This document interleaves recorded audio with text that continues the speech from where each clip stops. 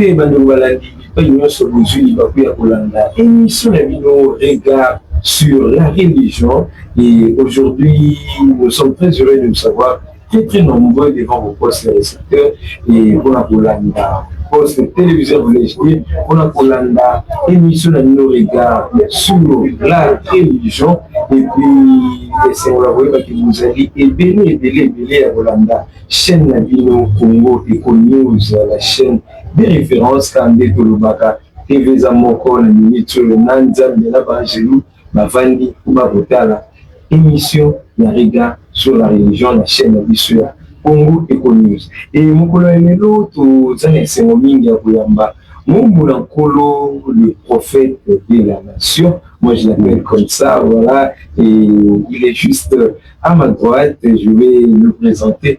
Bonsoir, prophète. Bonsoir. Et prophète, c'est moi, oui, que vous avez vu sur la carte de parce que mes collègues qui que vous avez la mboka, il y a la carte de province, on a cadre de Moussala et Nzambe, et les autres ont vu sur la carte de Kinshasa, et c'est moi, oui, que vous avez vu sur le mot, bon ministère. Non, merci beaucoup, Nzamba Pambola Bino. Je pense que Mbengolobi, tout ça qui moi absent dans les bandes Mboka, j'étais à Kolosi, Lubumbashi et puis Zambi. Des bipaï oyo beaucoup plus toujours qu'on évolue peu moins mingi côté kuna et des qui kozonga Kinshasa qu'on a tsamana ba recommandation oyo qu'on a pesa kibiso pour que tu bana kosunga libotananza. Voilà, chers téléspectateurs, nous rappelons que par le pasteur Isaac Bola, Aza visionnaire, il y a église, ministère Rama, et Bani partout dans le monde entier. Mais avant tout, dans les vifs, il y a émission à Bissau, on a quand même pour recommander l'instant pour le parce que à chaque fois que tu as arraché bénédiction, la bénédiction, ça s'arrache. Voilà. Ça va, nous allons prier. Seigneur, merci pour ce temps que nous voulons passer dans le moment et émission à Bissau. Béni au nom de Jésus. Que la grâce est à la connecter na bande ko ba yamba biso na kombo na Yesu. Amen. Amen. Voilà et la bénédiction ça s'arrache et là nous venons d'arracher notre bénédiction et dans la bouche de l'homme de Dieu, le prophète de la nation, je l'appelle comme ça, Isaac Bola, voilà. D'entrée des jeux, en fait, ministère Lelo Moulaou. Bon, biso to umeli na musala ngo ya tata hein. To bandi ngo depuis bon mois na j'ai commencé le ministère, pas le ministère, mais j'ai commencé l'église, d'aller à l'église, parce qu'il y a un âge du ministère et aussi l'âge de la chrétienté. Voilà. Oui, j'ai commencé à partir à l'église quand j'étais encore 9 ans, 10 ans. Comme tout enfant de Dieu. Exactement, parce que mon père, il fut pasteur. Okay. Donc, paix à son âme, il était pasteur à l'église, fait pas comme Zambé Malamu, mais ce cas où il est bongo limité, là, il y a un kolo na Nzambe Malamu, na yembi, na chorale Malaika, bandeko bayebi yango, baza, ya Nzambe Malamu, bakoyeba, chorale Malaika, c'est là où, oyo toyekoli musala ya Nzambe, na koyemba, na kati ya itonga ya Malaika. L'église fait pas ko Nzambe Malamu, mais tozalaki na district ya ma campagne, oyo babengi quartier Joli Park. Église pe kombo na mezalaki Joli Park. Mais c'est kakuna tokoli na makambo Nzambe parce que papa zalaki mosali ya Nzambe kuna. Sikoyo bete bisono disolo na ndila na ndila yeba aventure ango banya nyenyenye mbala moko le prophète Nzamba bengi na elangara parce que ne kolo alubaka elanga eza munene mais basali bala mukie elelo yo koti na kati ya elanga wana mpona koservir maintenant Nzambe otikali mwa Nzambe mais okomisko koservir Nzambe aventure banda non tokoki koloba ngo eza aventure te ozomona kosalela Nzambe eza aventure te kosalela Nzambe je m'excuse c'est toute une vie tu comprends c'est toute une vie. Donc la vie chrétienne la vie ce n'est pas une vie de blague, c'est toute une vie. Donc tu donnes ta vie à Jésus, tu t'engages à servir le Seigneur. Maintenant, il y a un certain âge, âge de la maturité spirituelle. Et bien, beaucoup, bakola na makambo ya Nzambe. Ozomona, oyaka no 9 ans, 7 ans, 8 ans, 9 ans, 10 ans, 11 ans, okendaka église. Mais ozana oumeli pe l'église. Mais ozana maturité spiritualité où yokoki kokolisa yo parce que na makambo ya Nzambe il faut kokola pe. Ozomona, ngala bande kokende église. Papa Zoumé Mabiso toujours yemba, mais maturité spirituelle, notion, il y a qu'on comprendre que non. Et nzela o nga na zui, des nzela malam o ebongi ponanga, et ça là qui n'a lutté na mutunanga. Mais mon père, père son âme, la kisa qui mission nzela moko, même papa avant kufa, atikelanga mbongo te, atikelanga lupango te, apesa la Bible. Je te donne la Bible. Parce que pendant la famille, tu as 5 pasteurs. Grand frère, il y a le bosso pasteur, il y a mis balé pasteur, 4e pasteur, on a ma grande sœur, on va s'appeler ma prophétesse. Moi, je suis le cadet, je suis pasteur. Okay. Donc, c'est un peu ça. C'est le coco, qu'un jour, nous avons un Nzambe. Mais le coco, oyo na bande ko aspirer nango ezalaki tango na bande ko mona musée adi na bala ko sala ba campagne naï. Je partais dans des croisades de musées na ba stade Tata Raphaël nazo mona ndenge ba paralytique ko tambola ba aveugle ko mona ezate ke oyo eza ya lelo ya ba maki onate na katika jina azo sambela na Kiswahili nde ngai kala na bande ko kanza Nzamba za Mswahili parce que façon nazo mona musée adi na bala azo sambela na Kiswahili sans toucher les malades. Uzomona katika jina la Yesu. Siku Kiswahili na yeza laki Kiswahili ya makasi, na Kiswahili bora. Oyo parce que ya utaki bikota ba Tanzania, Zambie kuna esika nkolo abengelaye. Je voyais des miracles dans mes yeux. Je voyais comment Dieu opérait le miracle à travers cet homme Moussa Dinabal. Na ekozwa ngolo je mususu aye na église ya papa. Na lazaki na 11 ans. Na ayeba ki adresse batie biso na coin pour que to zelaye sokaye comme ça to indiquer ce que l'église ezalaki. À l'époque azotambola na Mazda naï. Beaucoup de gens bazalaka na histoire à Mouzete. Moi j'ai l'histoire de Mouzete Nabala. Même si quand j'étais petit, c'est alors que tango aye na Mazda naï moko ezalaki ya grise na telemisi Mazda na yebisi bango ndo bachenga awa pona zela bino. Aïbisi nga lobi kota na sima tofanda na esika moko na zingolo kofanda na musée tofandi na sima atuni ngai kombo nani na yebisi kombo alobi ha ok to continue église asilisi koteya gloire nyonso azalaki nango asilisi koteya sima kosilisa koteya abengi ngai alobi oyo mwana nani bayebisi mwana musée bongongo alobi yaka achenga loboko alobi ozala lokola ngai nga na yebaki yango te bon nazaki mwana moke na yebaki makambo wana te tout ça nde na ekozwa ngolu wana après des années yo yebi kaka ndenge jeunesse ezwaka motu tango na komi 16 ans 17 ans 18 ans je suis devenu na komi saper bandal nyonso bayebaki nga nazalaki na ekiri moko babenga na bandal à la guerre des 100 ans nazala bapeti nanga bakufa batere maboso bakufa tout ça donc nga nazalaki so na lati lamba batu bazolandanga bazobetelanga bafanfare bazobenganga kombo tchalufu bazoyembela yo donc j'étais populaire et bandal va se souvenir ouais bandal nyonso nga nazotambola na chasser na tie mabele na kati parce que keti na lati eza ya Jean Francoferi donc il faut boire comme mabele on y atanase pour griffer bien donc tozalaki na ba démarche tozotambola nango na bandala donc mokili memaki ngai tina ndenge na ekozwa visitation ya Nzambe.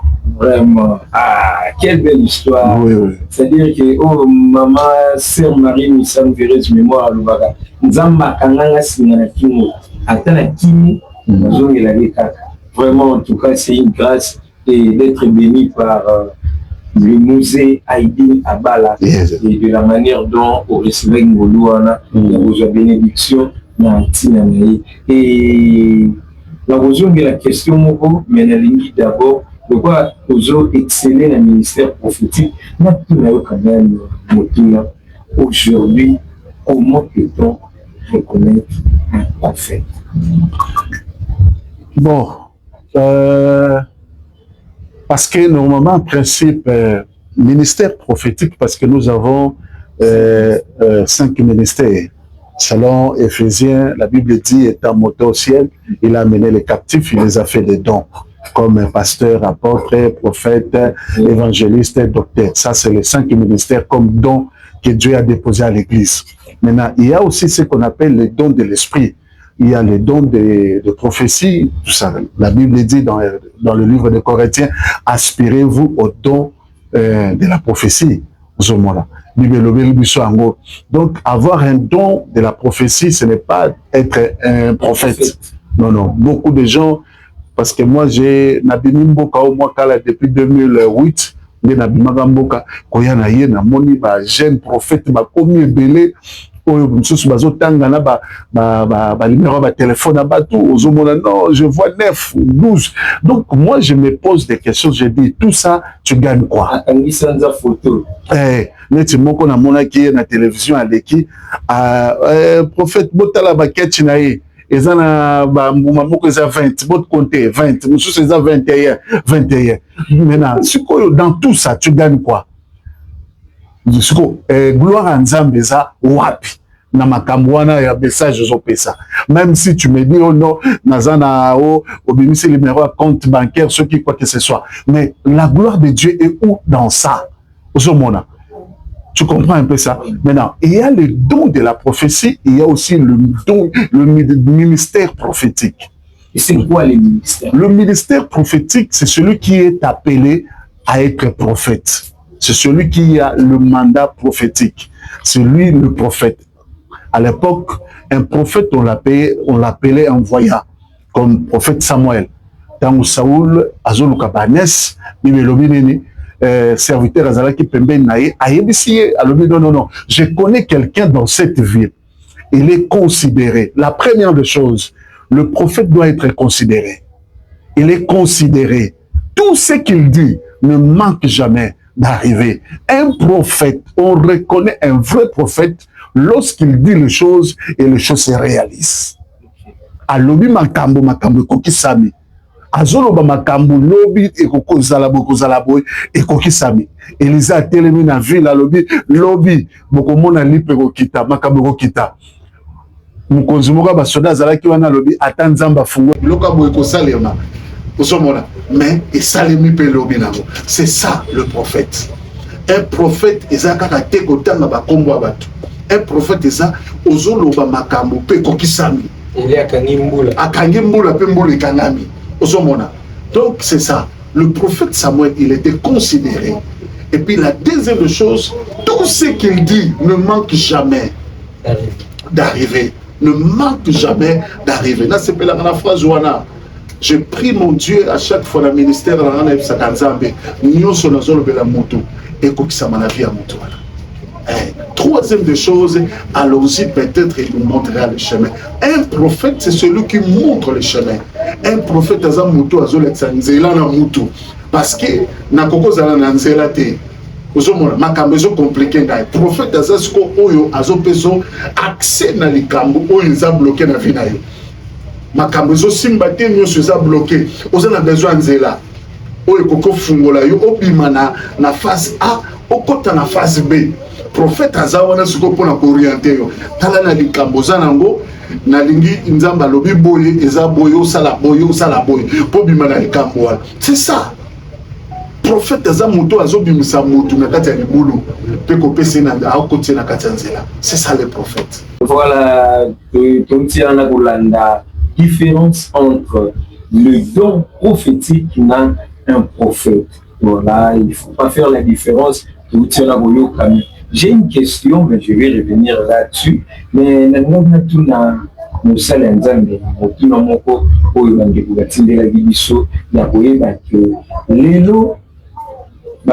Dieu est le même hier et éternellement. Mais l'élo,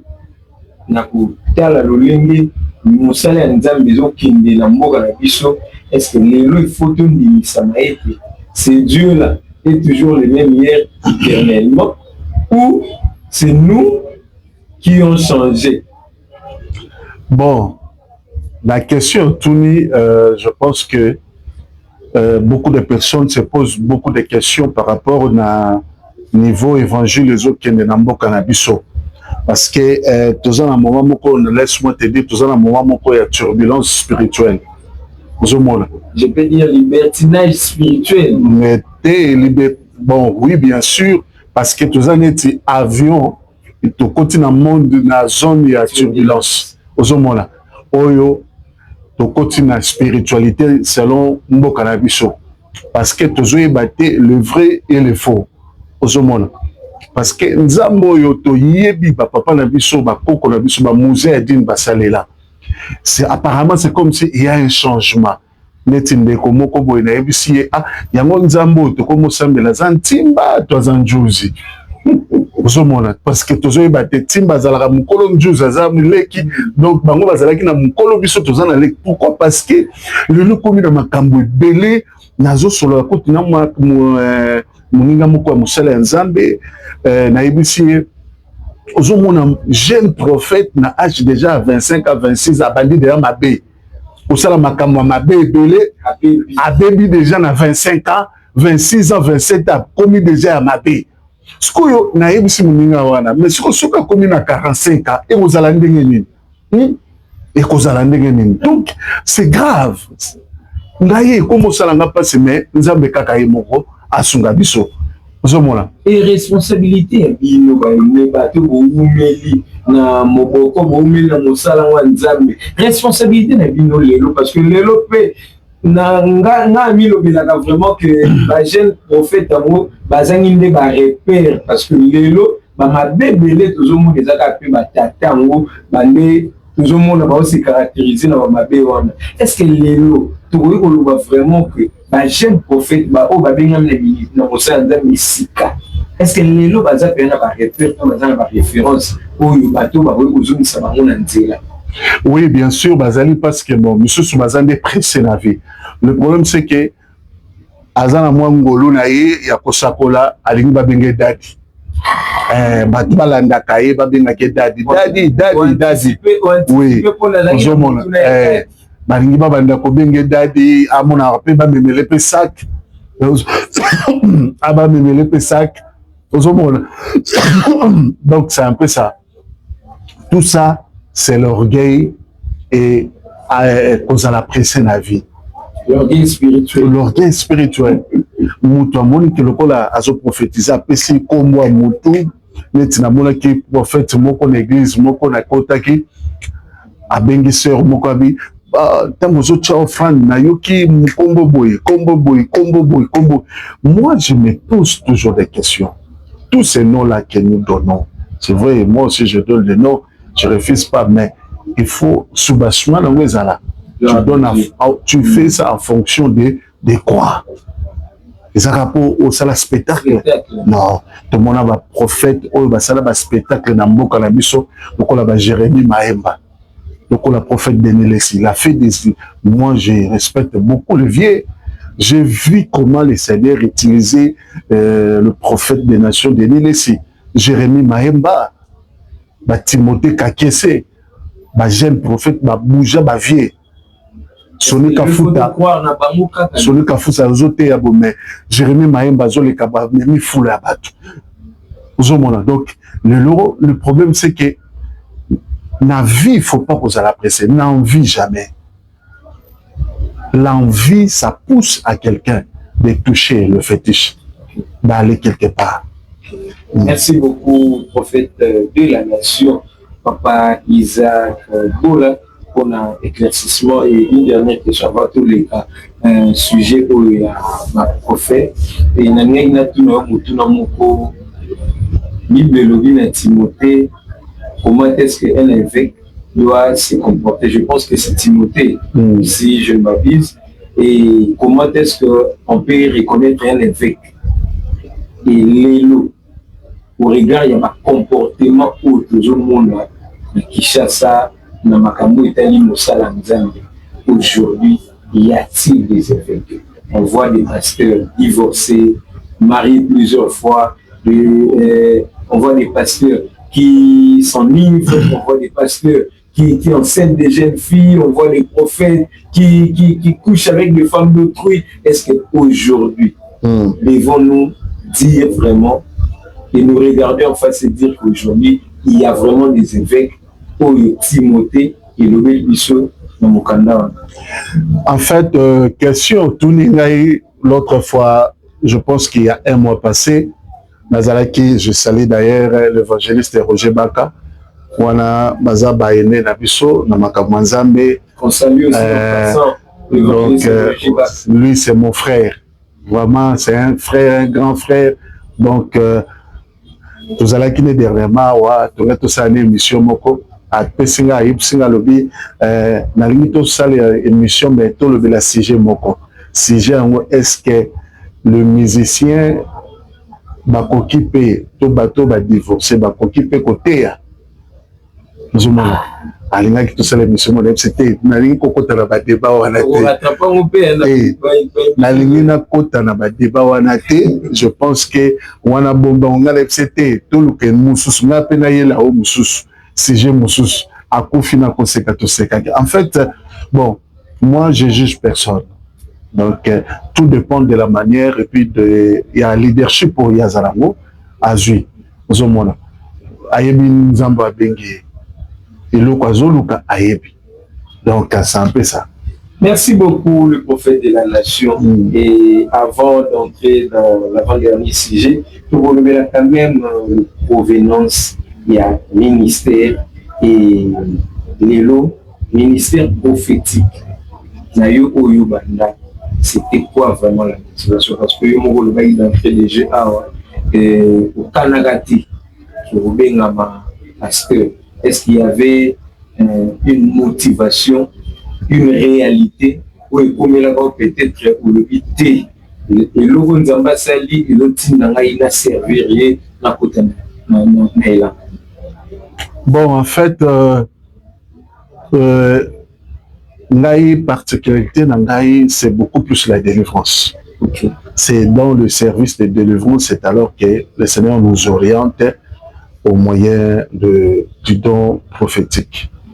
Vous comprenez? Donc, moi, normalement, en principe, je ne suis pas un prophète, je suis un apôtre, mais j'ai le don prophétique qui travaille avec moi dans la matière, il y a un service Olonkolo Atie comme les câbles Painangai. Parce que j'ai plus de 21 ans dans le domaine de la délivrance. Donc, na yebi Moussala Oyo. Donc, Moussala délivrance, na Oumeli Nango. Donc, depuis 2001-2002, na Koli na Moussala Oya délivrance. Et je connais le système et les réalités spirituelles qui sont pires dans ma vie à battre. Parce que tout homme sur la terre, s'il n'a pas Dieu, c'est qu'il a quelque chose. Okay. Hein? Ah oui, c'est qu'il a quelque chose. Donc, dans la vie que tu vois ici sur cette terre, ce que moni mutu azala nzambe te se kazana eloko mususu. Et puis eloko nyonso etindaka mutu asala eza na molimo moko etindi asala. Donc c'est un peu ça. Voilà, et voilà, dit toujours Koba, et comme le prophète vient de dire par rapport à la réalité spirituelle, et c'est le dernier sujet que nous avons abordé, tout dans le vif, parce que ça, environnement spirituel ou évolué à vraiment, parce que 21 ans dans la délivrance, ce n'est pas peu, ce n'est pas une messe faite, et les réalités spirituelles dans nos différentes familles. C'est comment est-ce qu'on peut expliquer les réalités spirituelles de nos familles? Bon, dans les réalités spirituelles des familles, il y a plusieurs réalités, parce que chaque famille, dans un totem spirituel na bango oyo évolue kanakata famille. Moluba bazana totem na bango, Bangala bazana totem na bango, Bakongo bazana totem na bango. Donc chaque tribu est un totem spirituel. Totem spirituel les alliés identité spirituelle, il y a famille wana to il y a tribu wana, il y a mboka wana oyo e opéraka. Net baluba moi c'est sur kabimi libanda ils en a chiba ou izalaka. Et pendant biso Bangala peut-être le connaît Zalakate.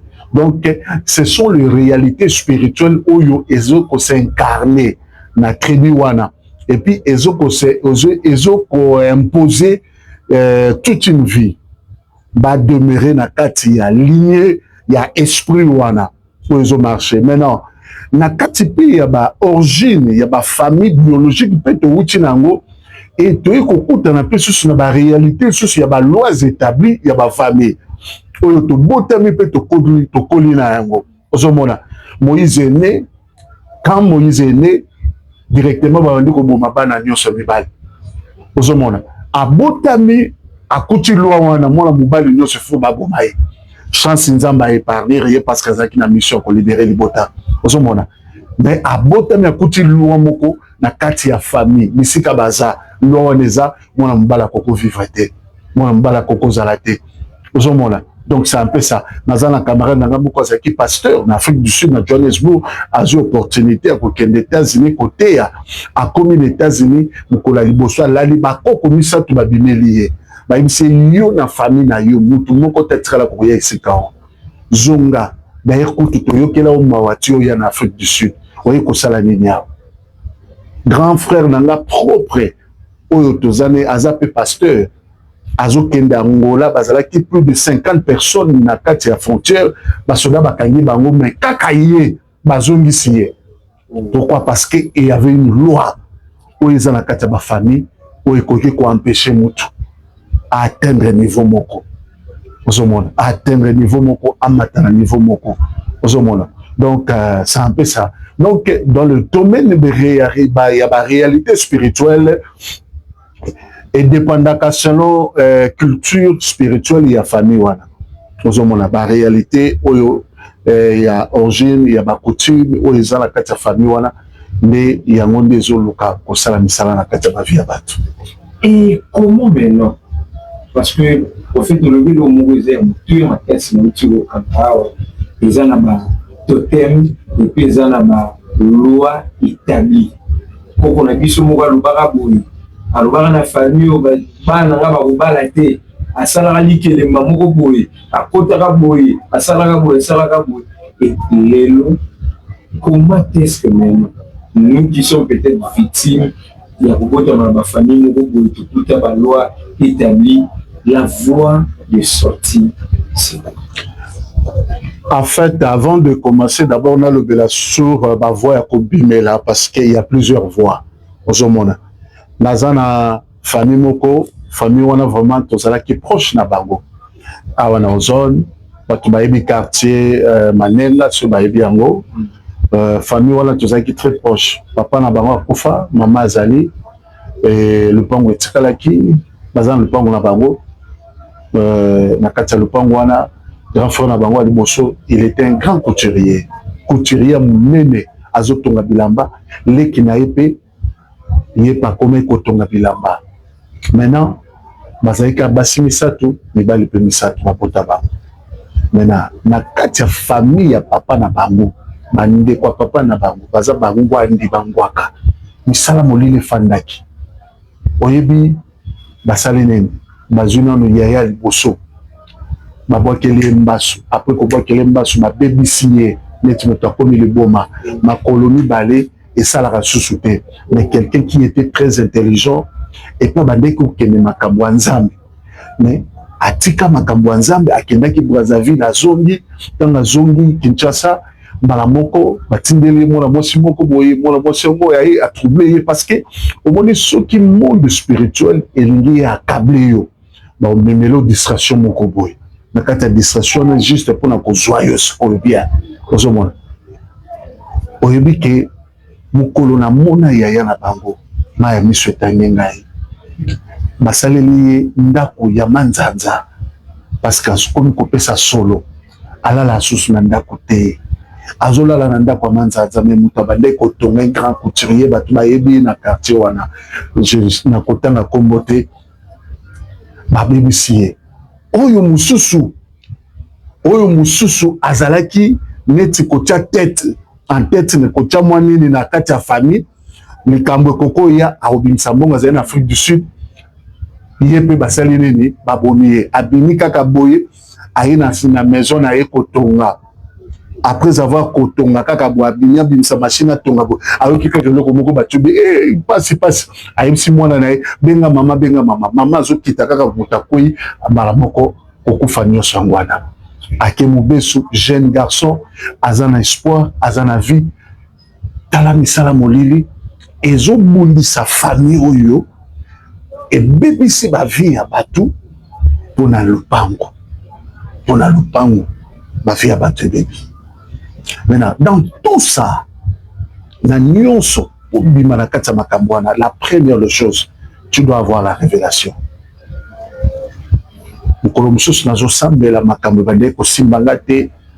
J'ai passé des moments très difficiles aussi dans ma vie, où je manquais vraiment, même à manger.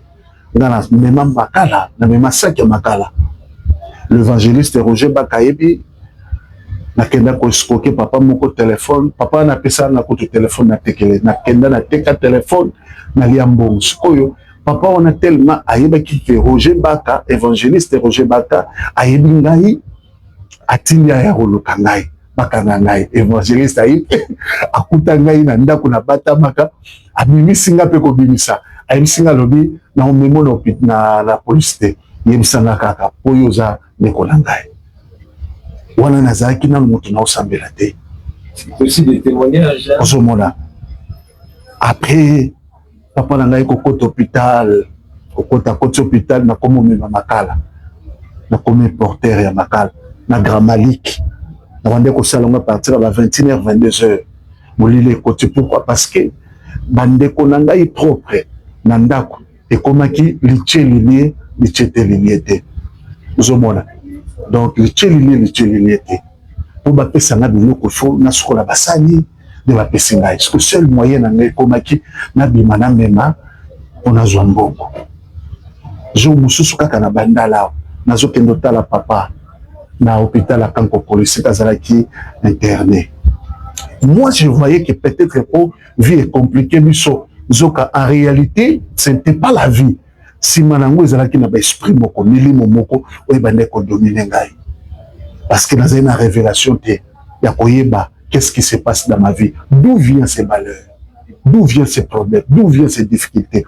Nazo yana awa église à chapelle de vainqueur avec des limites zalaka na bandala juste que j'espère que ça en face na biso kaka église à chapelle zalaki na komi awa esprit yemsinga ikota kutana na pasteur o azalaki na chapelle de vainqueur auté Nigeria moko auté Gabon oya Nigeria moyena loba anglais ate na pesinga gabonais na moninga lobi oza musala nzamba bandi ko sakola ponanga afuka misinga assemblée ponanga misimbongo na pesinga bisinga yaka lobi nazwa mbongo boye na continue le restaurant pona lia pona salaka 3 jours na oliate na kenda ko lobi pesusu na ye chaque jour na yaka assemblée ponanga c'est alors que nous avons écouté Nalali na butu na mon éclairage.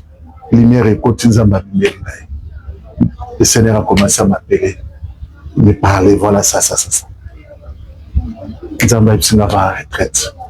Donc la force de la délivrance, c'est la révélation. C'est pour cela, je dis toujours aux gens au Balandarabiso, il faut tango ozo benga busala Nzamba.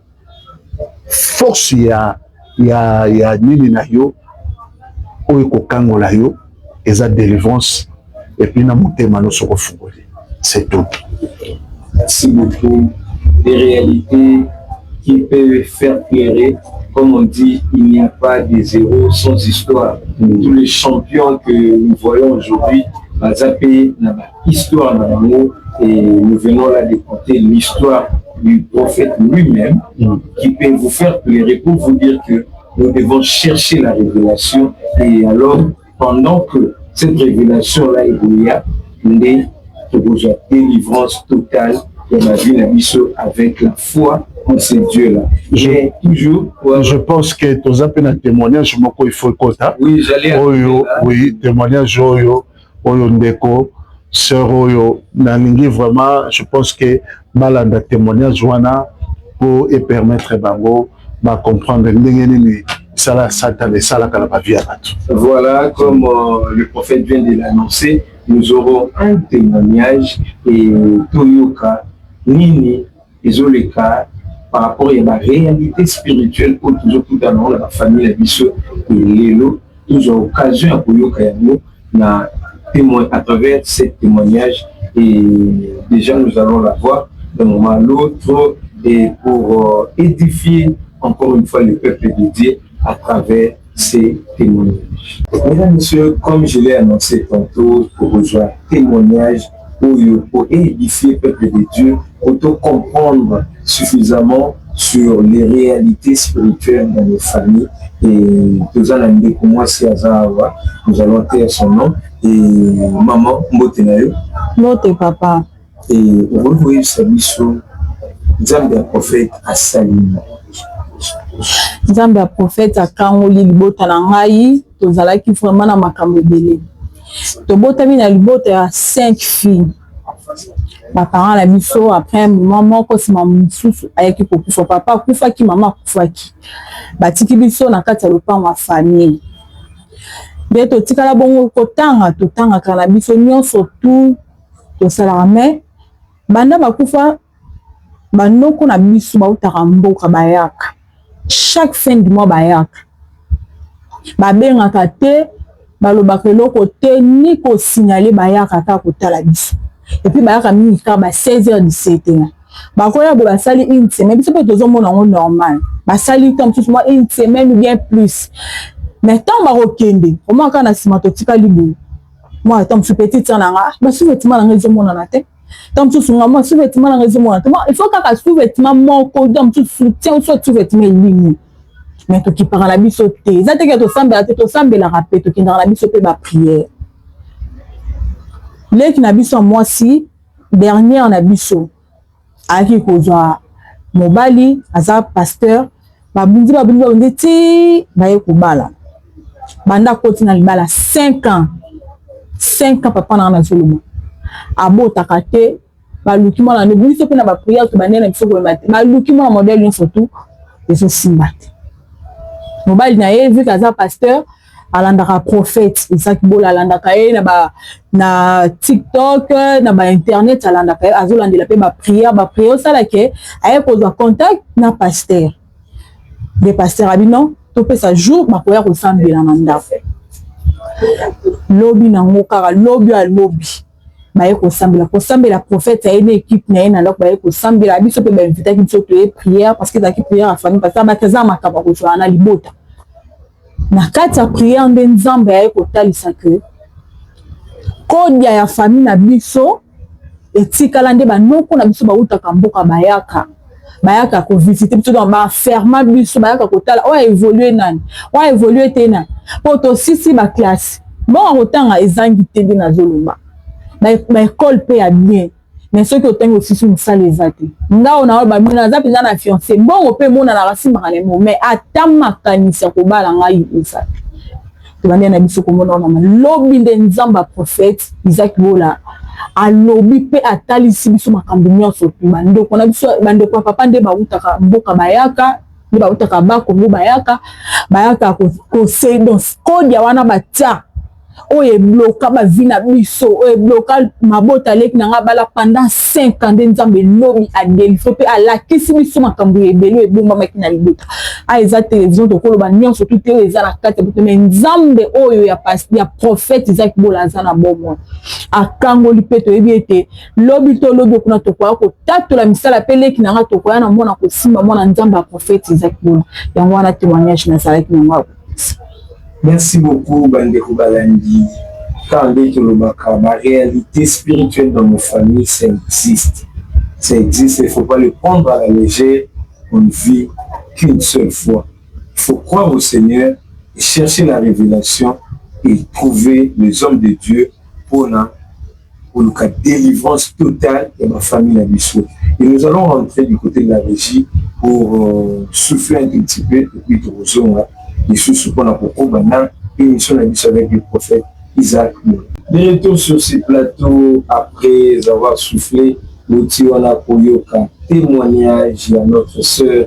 Et comme je vous ai dit, les réalités spirituelles existent. Croyez en Dieu, cherchez la révélation, cherchez l'homme de Dieu, le prophète Isaac Bola pour votre délivrance totale. et prophète Tokomi déjà la souka et message après ces témoignages. Merci beaucoup. Je pense que Bandeko Bolandi Biso très bien n'engé to bandaki émission na biso n'engé te expliquer ma réalité spirituelle et puis na makambo nyonso ezoleka na kati ya mboka na biso na vie na biso. Bolandi témoignage ya sœur na biso comment lobi tozalaki na famille na ye ndenge nzambe akende kokangola libota oyo ekangamaki na kati ya kinchubi ya famille oyo nzambe ake kolibere mpe kofungola bango na nzela ya prière. Le prophète est ici. Aza awa na Kinshasa. Adresse nangai ezali, numéro nanga pe ezali, toza na Brooklyn, église ezawana. Chaque 12 heures, toza na service midi losambo, midi délivrance. Oyo to sambelaka to lexaka batu na ba délivrance. Bino soboza na Kinshasa, benga prophète na numéro plus 243 99 90 65 966. Bandeko nyonso bozolanda biso na poto problème ozanango benga prophète plus 243 99 90 65 966. Boko Yambangai, ozana besoin d'orientation, ozana besoin de consultation, besoin de prière. Le prophète est là pour vous recevoir. Que mon Dieu vous bénisse abondamment. Amen. Merci pour cette bénédiction. Les bonnes choses ne durent jamais. Nous sommes arrivés à la fin de cette émission, de cette belle émission Regard sur la religion et qui était présentée par moi, votre humble serviteur, Coco Junior Iko Masquin. Et je m'en vais comme ça dire merci à tous ceux-là qui nous ont suivis, à tous seigneurs, tout honneur, mes respects au DG, Hervé, Moulumba. Et pourquoi pas dire un grand merci à Papa Guy Mpongo et à Maman Esther Mpongo. Hein, plusieurs années, et Maman Esther Moulunda, Grace Mimi, Chacha, Gisèle, Jires Matouba. Pourquoi pas penser à Papa Maurice Voisolo et pourquoi pas Papa Félix Niamé et Maman Naomi Niamé. Et je vois comme ça Martini Saïdi, le cœur de l'homme, Martini Saïdi, Maman Martinez. Aïe, le cœur de l'homme, Martini Saïdi. Et je profite pour souhaiter un joyeux fructueux anniversaire à toi, la plus belle, la beauté, l'appelle maman, je l'appelle Jolie qui a la chou. Joyeux anniversaire, vis longtemps, et pourquoi pas penser à celui qui était du côté de la régie et qui était du côté de la caméra. Je l'appelle le maestro Peggy Laptop. Je pense aussi à Trésor Kalonji, je pense à Charlène La Force Tranquille, je pense à Amy Meta et vous êtes nombreux. Et pourquoi pas penser à Kali, Takumi. Et c'est fait un plaisir, nous vous donnons rendez-vous pour un nouveau numéro très prochainement, toujours sur la chaîne des références Congo et Congo. Bye.